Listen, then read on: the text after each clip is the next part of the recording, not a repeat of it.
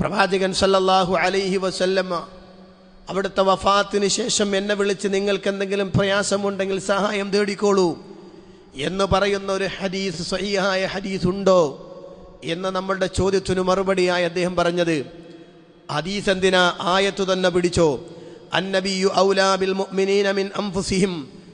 മുഹമ്മദ് നബി സല്ലല്ലാഹു അലൈഹി വസല്ലം സത്യവിശ്വാസികൾക്ക് അവരുടെ നഫ്സിനേക്കാൾ പ്രിയപ്പെട്ടവനാണ് എന്ന ആയത്ത് വിശദീകരിച്ചുകൊണ്ട് ഇമാം മാവറദി തൻ്റെ അന്നുക്കത്തു വൽ ഉയൂൻ എന്ന ഗ്രന്ഥത്തിൽ പറയുന്നു എന്ന് പറഞ്ഞുകൊണ്ട് അദ്ദേഹം ഒരു വിശദീകരണം നടത്തി. കൂട്ടത്തിൽ ഞാൻ പറയട്ടെ, സംവാദത്തിൻ്റെ വേദിയിൽ ഒരുപക്ഷെ ഉദ്ധരിക്കപ്പെടുന്ന എല്ലാ കാര്യങ്ങളെയും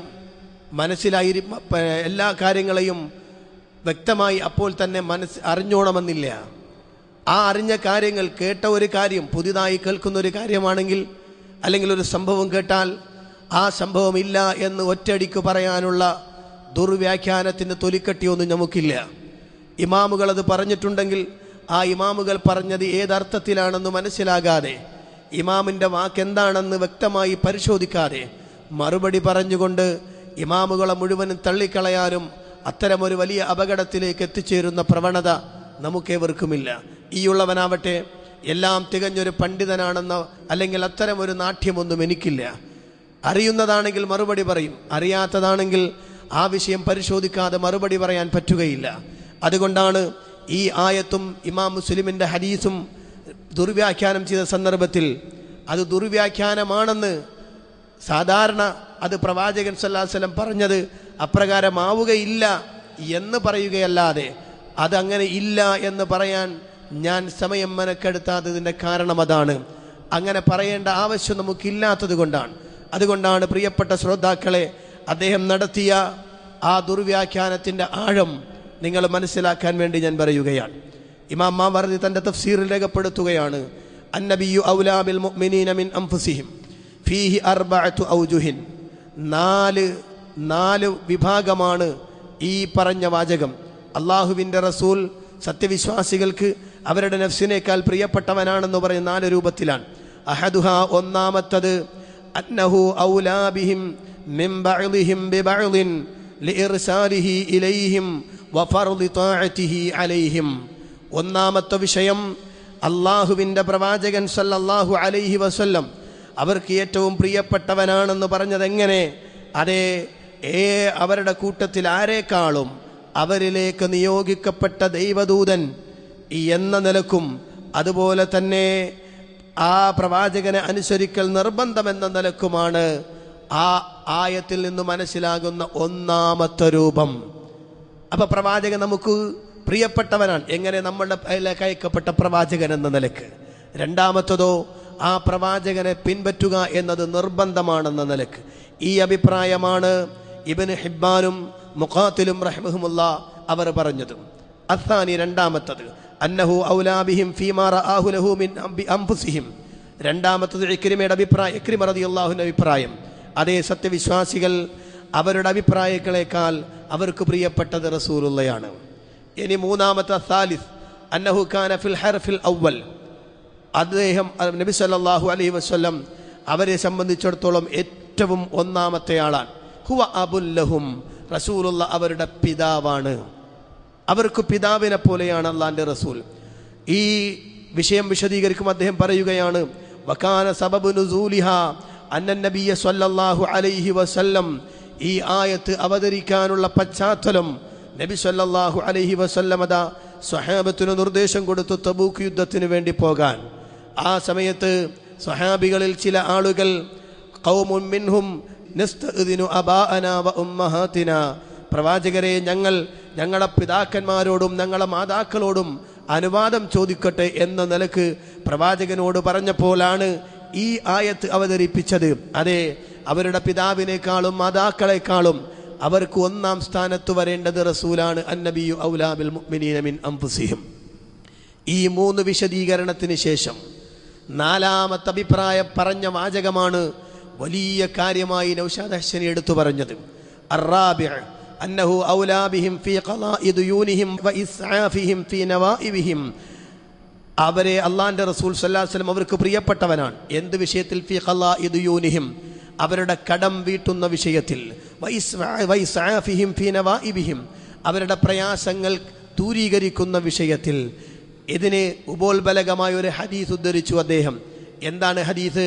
അന്നബി ഹുറൈറ റളിയല്ലാഹു അൻഹു ഖാല റസൂലുള്ളാഹി സ്വല്ലല്ലാഹു അലൈഹി വസല്ലം മാ മിൻ മുഅ്മിനിൻ ഇല്ലാ അന ഔലൻ നാസി ബിഹി ഫിദ് ദുനിയ വൽ ആഖിറ. ദുനിയാവിലും ആഖിറത്തിലും ജനങ്ങളിൽ നിന്നും ഒരു മുഅ്മിനുമില്ല അല്ലാഹുവിൻ്റെ റസൂൽ അയാൾക്ക് പ്രിയപ്പെട്ടവനായിട്ടല്ലാതെ. ഇഖ്റഉ ഇൻ ശിഅ്തും, നിങ്ങൾ ഉദ്ദേശിക്കുന്നെങ്കിൽ നിങ്ങൾ പാരായണം ചെയ്യുക. അന്നബിയു ഔലാ ബിൽ മുഅ്മിനീന മിൻ അൻഫുസിഹിം. എന്നിട്ട് റസൂൽ പറയുന്നു ഫഅയ്യുമാ മുഅ്മിനിൻ, ഏതെങ്കിലും ഒരു മുഅ്മിൻ തറക്കമാലൻ, അയാൾ സമ്പത്ത് ഉപേക്ഷിച്ചിട്ടുണ്ടെങ്കിൽ അത് അയാളുടെ അനന്തരാവകാശികൾക്കാണ്. വഇൻ തറക ദൈനൻ, ഇനി ഒരാൾ കടം ഉപേക്ഷിച്ചാൽ, ഔ ദിയാഅൻ, അല്ലെങ്കിൽ ഒന്നുമില്ലാത്ത നിലക്ക് തൻ്റെ കുടുംബത്തെ ഉപേക്ഷിച്ചാൽ, എന്ന് പറഞ്ഞാൽ ഉപേക്ഷിച്ച് അയാൾ മരണപ്പെട്ടാൽ, ഫൽയഅ്തിനി, അവർ ആ ആളുകൾ എൻ്റെ അടുത്ത് വരട്ടെ, ഫഅന മൗലാഹു, ഞാൻ അവരുടെ രക്ഷാധികാരിയാണ്. എന്താണ് ആ പറഞ്ഞതിൻ്റെ അർത്ഥം? ഇമാം മാവർദി റഹിമഹുല്ലാഹ് റിപ്പോർട്ട് ചെയ്ത ഈ ഹദീസിനു ശേഷം അദ്ദേഹം എടുത്തുദ്ധരിച്ചത് ഇമാം മുസ്ലിമിൻ്റെ റിപ്പോർട്ടാണ്. ഇമാം മുസ്ലിമിൻ്റെ റിപ്പോർട്ട് വരുന്ന സംഭവം കൂടി നിങ്ങൾ അറിയുമ്പോഴാണ് സുബ്ഹാനല്ലാഹ്, ഇമാമുകളെ കുറിച്ച് തോന്നിയവാസം പറയാൻ, ഇമാമുകളുടെ പേരിൽ തെറ്റിദ്ധാരണ പരത്താൻ മടിയില്ലാതെ അള്ളാഹിൻ്റെ റസൂലിൻ്റെ ഹദീസ് പോലും ദുർവ്യാഖ്യാനിച്ച, അള്ളാഹുവിൻ്റെ റസൂൽ ഉദ്ദേശിക്കാത്ത അർത്ഥം പറഞ്ഞ, ഇമാം പണ്ഡിതന്മാർ പറയാത്ത അർത്ഥം പറഞ്ഞ ഈ മനുഷ്യൻ്റെ തൊലിക്കട്ടി എത്രത്തോളം ഉണ്ടെന്ന് നിങ്ങൾ അറിയണം. അദ്ദേഹത്തോട് എനിക്ക് പറയാൻ ഒരൊറ്റ കാര്യമേ ഉള്ളൂ. ശ്രോതാക്കളെ, ഇതിൻ്റെ രണ്ടാം ഭാഗത്തിലേക്ക് നിങ്ങളെത്തുമ്പോൾ നിങ്ങളുടെ മനസ്സിലുണ്ടായിരിക്കേണ്ടുന്ന ഒരു പ്രധാനപ്പെട്ട വിഷയം ഇതാണ്. മൻ കദബ അലയ്യ മുതഅമ്മിദൻ ഫല്യതബവ്വഅ മഖ്അദഹു മിനന്നാർ. ആരെങ്കിലും എൻ്റെ പേരിൽ ഒരു നുണ പറഞ്ഞാൽ അവൻ നരകത്തിൽ ഒരു സീറ്റ് ബുക്ക് ചെയ്യട്ടെ എന്ന് നബി സല്ലല്ലാഹു അലൈഹി വസല്ലം. നിങ്ങൾ നോക്കൂ, ശക്തമായ ദുർവ്യാഖ്യാനം ഇവിടെ നടന്നു. ഇമാം മുസ്ലിം തൻ്റെ സഹീഹ് മുസ്ലിം റിപ്പോർട്ട് ചെയ്യുന്ന സംഭവം നോക്കൂ. ആ ഹദീസുകൾ 3-4 റിപ്പോർട്ടുകൾ അതിലുണ്ട്. ആ അധ്യായം മൻ തറക മാലൻ ഫലിവറസതിഹി എന്നാണ്. ആരെങ്കിലും മരിച്ചു, അയാൾക്ക് സമ്പത്ത് ഉപേക്ഷിച്ചിട്ടുണ്ടെങ്കിൽ അത് അയാളുടെ അനന്തരാവകാശികൾക്കാണ് എന്ന് പറയുന്ന ഈ അധ്യായം. അതിലൊന്നാമത്തെ ഹദീസ് കാണാം. അദ്ദേഹം പറയുകയാണ്, നബി സല്ലല്ലാഹു അലൈഹി വസല്ലം അബൂ ഹുറൈറ പറയാണ്, അന്ന റസൂലുള്ളാഹി സ്വല്ലല്ലാഹു അലൈഹി വസല്ലം കാന യുഅതാ ബിർറജുലിൽ മയ്യിത്തി അലൈഹി ദൈൻ. ഒരു മയ്യിത്ത് കൊണ്ടുവരപ്പെട്ടു. ആ മയ്യിത്തിന്റെ മേൽ കടമുണ്ടെങ്കിൽ റസൂലുള്ളാഹി ചോദിക്കും, ഹൽ തറക ലിദൈനിഹി മിൻ ഖലാ, അദ്ദേഹത്തിന്റെ ഈ കടം വീട്ടാൻ എന്തെങ്കിലും ശേഷിച്ചിട്ടുണ്ടോ? ഫൈൻ ഹുദ്ദിസ അന്നഹു തറക വഫാഅൻ സ്വല്ലാ അലൈഹി, ഉണ്ട് നബിയെ, അദ്ദേഹം അതിന് നിർദ്ദേശം നൽകിയിട്ടുണ്ട്, കരാറുണ്ട് എന്ന് പറഞ്ഞാൽ അള്ളാഹുവിൻ്റെ റസൂൽ സ്വല്ലല്ലാഹു അലൈഹി വസല്ലം നിസ്കരിക്കും. ഇല്ലെങ്കിലോ റസൂലുള്ളാഹി പറയും, സ്വല്ലാ അലാ സാഹിബിക്കും, നിങ്ങളുടെ സഹോദരന് വേണ്ടി നിങ്ങൾ നിസ്കരിച്ചോളൂ എന്ന് റസൂലുള്ളാഹി പറയും. ഇനി നിങ്ങൾ ശ്രദ്ധിക്കണം, ഫലമ്മാ ഫതഹല്ലാഹു അലൈഹിൽ ഫുതൂഹ്, അള്ളാഹു നബി സ്വല്ലല്ലാഹു അലൈഹി വസല്ലമക്ക് വിജയങ്ങൾ നൽകിയപ്പോൾ, ഇസ്ലാമിന് സമ്പൽ സമൃദ്ധി കൈവന്നപ്പോൾ, ഖാല റസൂലുള്ളാഹി പറഞ്ഞു, അന ഔലാ ബിൽ മുഅ്മിനീന മിൻ അൻഫുസിഹിം, ഞാൻ സത്യവിശ്വാസികൾക്ക് അവരുടെ നഫ്സിനേക്കാൾ പ്രിയപ്പെട്ടവനാണ്. ഫമൻ തുവഫിയ, ആരെങ്കിലും ഒരാൾ മരണപ്പെട്ടാൽ, വഅലൈഹി ദൈനുൻ, അവൻ്റെ മേൽ കടമുണ്ടോ, ഫഅലയ്യ ഖലാഉഹു, അപ്പോൾ ആ മയ്യിത്തിന് വേണ്ടി അദ്ദേഹത്തിൻ്റെ കടം വീട്ടുന്ന ഉത്തരവാദിത്വം അത് എനിക്കാണ്. വമൻ തറക മാലൻ, ആരെങ്കിലും സമ്പത്ത് ഉപേക്ഷിച്ചാലോ, ഫഹുവ ലിവറസതിഹി, അത് അയാളുടെ അനന്തരാവകാശികൾക്കുള്ളതാണുണ്ടെങ്കിൽ. നോക്കൂ നിങ്ങൾ, ഇതാണ് ഒന്നാമത്തെ ഹദീസ്. കടം വീട്ടുന്ന എല്ലാ സമയത്തും വീട്ടുന്ന ആളാണെന്നാണോ? അല്ല. മയ്യത്ത് മുന്നിൽ കൊണ്ടുവെക്കുമ്പോൾ സ്വഹാബികളെ കൂട്ടത്തിൽ പൈസ ഇല്ലെങ്കിൽ അത് വീട്ടിൽ കൊടുക്കാം ഞാൻ, എങ്ങനെയാ റസൂലുള്ളാഹി വീട്ടുക? വിശദീകരിക്കുമ്പോൾ ഇമാം നവവി റഹിമഹുല്ലാഹ് പറയുന്ന വാചകമുണ്ട്. എങ്ങനെയാ റസൂലുള്ളാഹി വീട്ടുക? ഖീല ഇന്നഹു സല്ലല്ലാഹു അലൈഹി വസല്ലം കാന യഖ്ലീഹി മിൻ മാലി മസാലിഹിൽ മുസ്ലിമീൻ, മുസ്ലിമീങ്ങളുടെ ആവശ്യത്തിനു വേണ്ടിയിട്ട് അവരുടെ കാര്യങ്ങൾ നന്നാക്കി